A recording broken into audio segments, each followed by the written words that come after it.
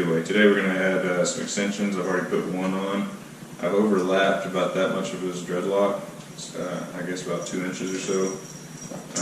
With these that I've made, I had made these extensions previously, so basically I've dreadlocked these tips a little bit. I'm combing them out just a bit here.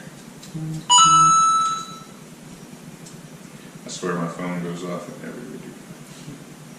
So basically I'm just getting this wide enough so that I can wrap it around.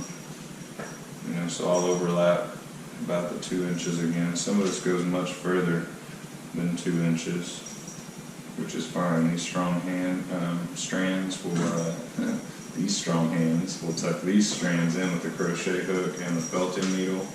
The felting needle is something that I use when I'm making dreadlock extensions oftentimes. I think this adds another 3 months of maturity by going in.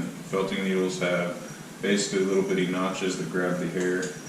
I was showing him earlier that, you know, these hairs, when you pull them out, if I can pull one out, they are long hairs. You know, this needle's not breaking them. This hair, it's just...